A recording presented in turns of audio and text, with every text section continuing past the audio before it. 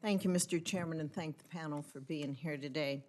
We know the context of this hearing is about whether and how to use spectrum in a reconciliation bill. One key focus I'm hearing is on revenues from the new spectrum pipeline that's only for exclusive commercial use. I want to stress for my colleagues that we must also weigh the cost and the timelines to relocate existing users for this type of pipeline. The Department of Defense is one of the users, with missile defense radars and satellite constellations providing critical capabilities. DoD losing access to its spectrum bands entirely, which is what vacating or clearing spectrum means, comes with huge risks and will end up costing us more. Replacing national security systems, if that is even possible, would cost hundreds of billions of dollars, and we all know it would take decades to be able to finish. So a pipeline estimated to raise by CBO, based on current proposals, between $10 and $15 billion in a 10-year budget window, may actually take 20 years to transition. I agree there are technologies that could make sharing spectrum possible, but DoD must have a seat at the table when its spectrum bands are studied and tested. Otherwise, we lose them. We risk losing access to this finite resource forever.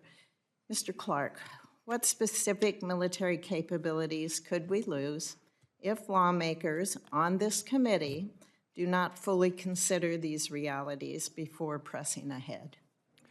Well, Senator, I think the key capability would be sensing technologies needed for air and missile defense. So in the lower S-band, lower X-band.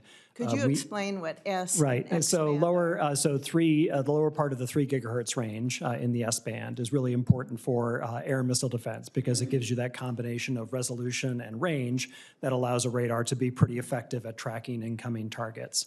And then we need radars that operate up in the X-band, which is the 8 to 12 gigahertz range, but the lower part of that generally, to be able to differentiate small targets and be able to target them and be able to direct an interceptor like a Patriot missile to go hit them and shoot them down. So we have to see them and identify them. Right, so you need to both see them and then target them and track them, and that requires essentially 2 different sensor technologies to be either combined in the same radar or be in different radars.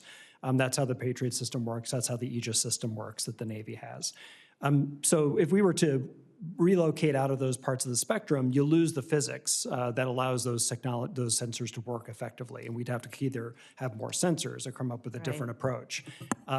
So that's why sharing might be an effective alternative, but relocating them entirely may not be feasible because of the physics. You know, Mr. Clark, I have concerns about the role that China has played in influencing our spectrum policy in this country.